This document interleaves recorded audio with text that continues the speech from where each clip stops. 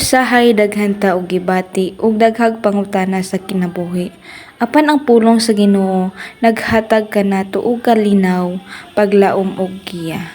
Paminawa ang ato ang Bible karon. Ang title is Memory Verse. Kabalo ba ka nga ang usa lang ka verse mahimong makausab sa imong adlaw? Psalms 119 verse 11 nagaingon, I have stored up your word in my heart that I might not sin against you.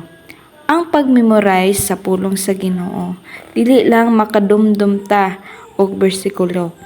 Kini aron ang kamatuoran sa Ginoo magpabilin sa atong kasing-kasing ug magiya sa atong mga desisyon matag adlaw.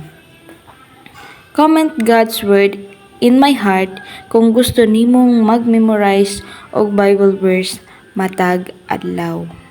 Unta namoy natun-an atong verse karon nga adlaw. So sayo pa kaayo karong adlaw, mga alas 4 sa buntag namata nami.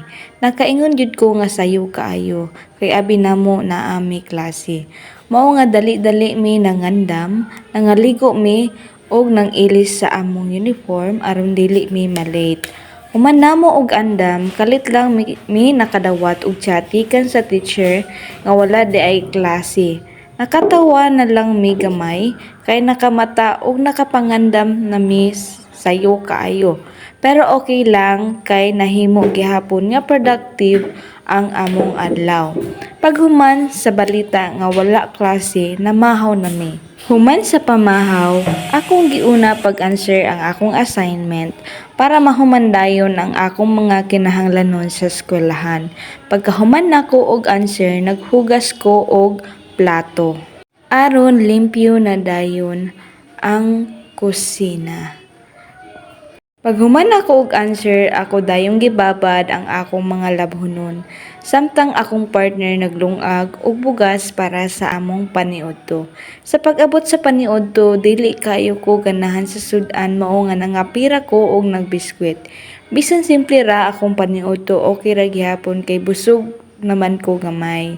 Human ato akong gipadayon ang akong pagpanglaba, nahuman nako og laba ang tanan og akong gihanger ang mga sinina while nagasayaw-sayaw ang ako ang kinamagwangan nga anak dira. So happy kaayo siya nga nakahuman mi nang halay mi sa amo ang gilabhan. Atong orasan nakapaniudto na pud mi og nakapahuway gamay. Usa sa akong gihimong importante karong adlaw mao ang pagbasa sa pulong sa Ginoo. Kay aron everyday akong mabatasan nga makabasa ko sa pulong sa Ginoo. Bag-o day ko nagbasa og Bible, ako sang gipanghipos ang gikalat naktiri. Kay lain pud kaayo magbasa ko and then kalat kaayo. Ako siyang gisugo ganina pero wala niya na tarong. Wala pa po ko dayon nakabasa o Bible tudlo pa man siya sa maray pa siya magbasa. Good. Minawan For yourself today. Good job. Next one. Golden. Say. R. Faster. O. R. U. You. Do. Held. Just. Who. Distracted. Distracted. Your numbers. Stop. This one.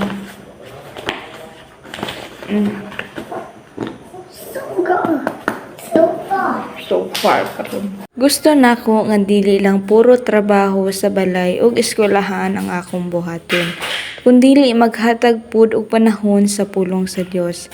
Nakabasa ko og pipila ka mga bersikulo nga nakahatag og kalinaw sa akong hunahuna ug nakadasig nga mahimong mapasalamaton sa matag adlaw nga gihatag sa Ginoo. Samtang nagpadayon ko sa akong mga buluhaton, maayo gani kay nahuman ako sa akong pagpanglaba kay nawala ang tubig. And then pagkahapon nakahimo nako sa ako ang assignment.